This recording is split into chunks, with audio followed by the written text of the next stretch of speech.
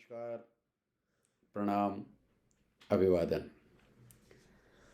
आज दिनांक 25 जनवरी 2024, दिन गुरुवार, तिथि पूर्णमासी को आप सभी अलापियंस के साथ संवाद करते हुए मुझे अत्यंत हर्ष और गर्व की अनुभूति हो रही है।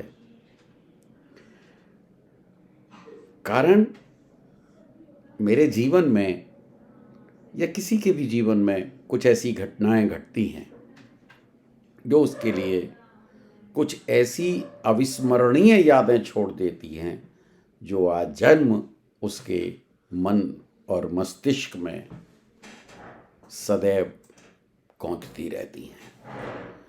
उनकी कल्पना मात्र ही आपके जीवन में इतना उल्लास और इतना नाद भर देती है जैसे कि किसी भी मृतप्राय व्यक्ति को पुनः जीवन मिल जाए। तो अभी पिछले 21 जनवरी 2024 दिन रविवार, तिथि उस दिन एकादशी की थी। एकादशी में भी पुत्रदा एकादशी थी।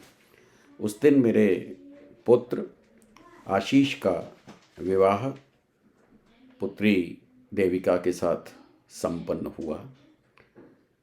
यह दिन मेरे लिए बड़ा विशेष दिन था, इसलिए नहीं कि मैं अपने सभी मूल उत्तरदायित्वों से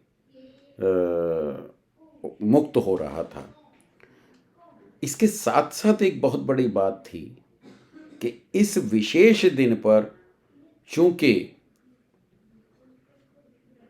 गुरुदेव पंडित कुलदीप सागर जी और एक और सज्जन जो ज्योतिष के अपने एक प्रकांड महारथी माने जाते हैं, विशेषकर उस विद्या दक्षिण में प्रचलित है जिसे हम भृगुनंदी नाड़ी के नाम से जानते हैं। उस विद्या को उत्तर भारत में और उत्तर भारत के क्षेत्रों में प्रचार और प्रसार करने का ये दोनों व्यक्ति ही पंडित कुलदीप सागर जी और प्रवीण जैन सर दोनों इस विशेष दिन पर इस वैवाहिक समारोह में उपस्थित थे। और ये गुरुजी की ही उपस्थिति थी जिसने के इस दिन को न केवल अविस्मरणीय बनाया बल्कि एक मेरे लिए महोत्सव का रूप भी प्रदान। बहुत बड़े हर्ष का विषय रहा कि पंडित कुलदीप सागर जी के साथ उनकी धर्मपत्नी श्वेता, जिन्हें मैं अपनी बहन के रूप में मानता हूँ, आपके बड़े सुपुत्र देव सर, जिन्हें मैं अपने छोटे गुरु के रूप से उद्बोधित करता हूँ, और प्रिय धुन सागर जी भी उपलब्ध थे। तो ये बहुत बड़ा एक गर्व का क्षण था मेरे और मेरे परिवार के लिए। मैं कदापि इस ऋण से और आपकी इस कृतज्ञता से ऋणी नहीं हो सकता। अब चूंकि जिंदगी में जो दायित्व होते हैं वो कदापि व्यक्ति इनसे ऋणी तो होता नहीं या इनसे मुक्त तो होता नहीं, लेकिन व्यक्ति को समय समय पर अपना आकलन और अपना विश्लेषण करते रहना चाहिए। यह उसकी आत्मिक उन्नति के साथ साथ उसकी व्यवहारिक प्रगति के लिए भी बहुत आवश्यक होता है। तो चूंकि अभी पिछले वर्ष में यानी कि 31 जनवरी 2023 को मैं राजकीय सेवाओं से निवृत्त भी हो चुका हूँ और लगभग सभी जो दायित्व हैं, जो बड़े दायित्व हैं, वो लगभग उनसे भी मैं मुक्तता की ओर अग्रसर हूँ। तो मन में भाव उत्पन्न हुआ कि क्यों ना अब जीवन को अपने तौर पर, अपने तरीके से और अपने लिए जिया जाए। दिल्ली प्रवास के दौरान गुरुजी से विशेष चर्चा हुई और गुरुजी ने प्रेरणा दी कि व्यक्ति को कभी भी अपने शौक को न तो मारना चाहिए, ना मरने देना चाहिए। तो व्यक्तिगत रूप से मेरे जीवन में एक शौक से तो आप सभी लोग परिचित हैं, जिसे हम संगीत की उसमें रखते हैं। और क्योंकि हम सभी अलापियन गुरुजी से विशेष रूप से संगीत की शिक्षा और दीक्षा ले ही रहे हैं, तो ये शौक तो है ही। इसके साथ साथ जन्म से ही मुझे, क्योंकि मेरा जन्म एक ऐसे परिवार में हुआ जिसमें मेरी माता जी, स्वर्गीय माता जी, एक राज पुरोहित की पुत्री थी, तो आपको जन्म में ही ज्योतिषीय ज्ञान, जिन्होंने मुझे जन्म से ही ज्योतिषी की विभिन्न विधाओं के बारे में लगभग हमारे यहाँ चर्चा और परिचर्चा इन्हीं चीज़ों के इर्द गिर्द होती थी। तो 10-11 वर्ष की उम्र से ही लगभग मैंने इस विद्या के प्रति मेरे मन में रुचि रही।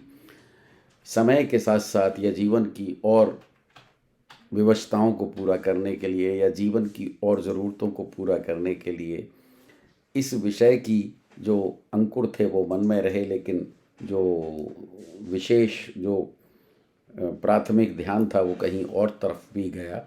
लेकिन इसका एक बीज या इसका एक अंकुर हमेशा मन में रहा। तो समय समय पर भिन्न भिन्न लोगों के साथ, भिन्न भिन्न माध्यम से, भिन्न भिन्न स्रोतों से इसमें पठन पाठन मनन अध्ययन सब जारी रहा। धीरे धीरे धीरे धीरे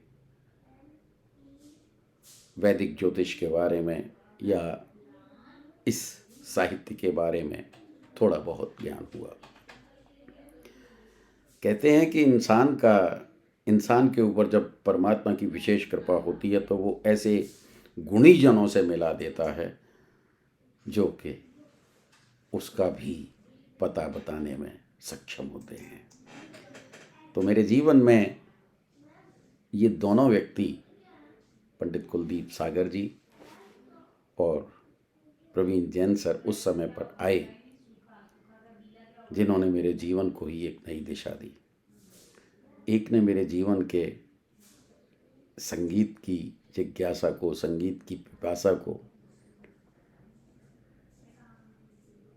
कहीं से कहीं समझाने का प्रयास किया, बताने का प्रयास किया और इस अद्भुत, अलौकिक और पौराणिक विधा को उस परमपिता परमात्मा के मार्ग से जोड़ा जिसका कि वर्णन शब्दों में तो हो नहीं सकता। दूसरे, ज्योतिष के बारे में जो मेरे अपने संशय या भ्रम थे, देखिए होता क्या है कि जब कभी भी हम किसी विद्या को ग्रहण करने का प्रयास करते हैं तो निश्चित रूप से बहुत सारे संशय, बहुत सारे भ्रम, बहुत सारे संदेह उत्पन्न होते हैं। अब ये निर्भर करता है या ये आपके अपने प्रारब्ध या संचित कर्मों के कुछ परिणाम होते हैं कि आपको उस समय पर किस प्रकार की सहायता या किस प्रकार की सलाह मिलती है। उसकी विशेष कृपा होगी तो आपको विशेष लोग, विशिष्ट लोग वो रास्ता बताएंगे जो रास्ता उसके दर पर भी ले जा सकता है। खैर, मूल विषय पर आते हैं।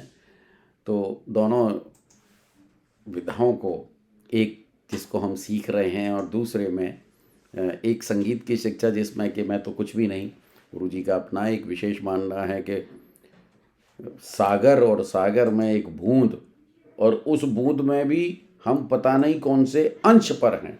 तो एक तो वहाँ की स्थिति, दूसरी स्थिति जिसमें थोड़ा बहुत जानकारी।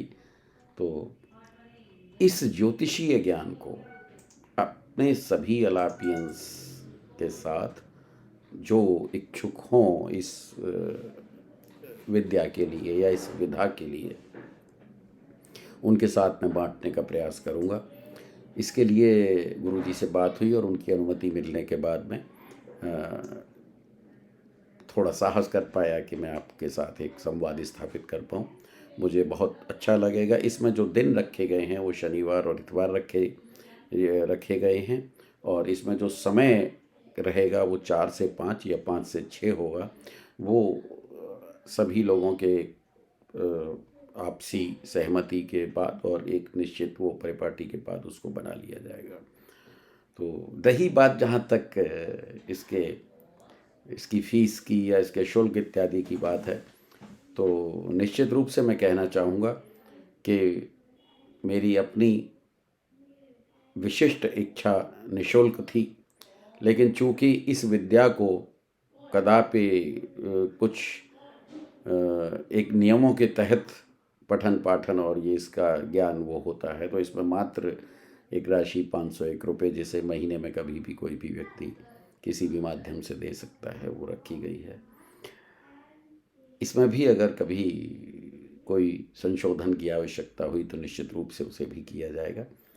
तो इन्हीं शब्दों के साथ और इस विचार के साथ आप अपने विचार को जोड़ें। गुरुजी से प्रार्थना कि अगर इस प्रयास में कोई सुझाव हो या उनकी कोई सलाह हो तो निश्चित रूप से उसे मेरे संज्ञान में उनका आदेश मेरे लिए ब्रह्म वाक्य की तरह था, है और रहेगा। पुनः प्रणाम, नमस्कार।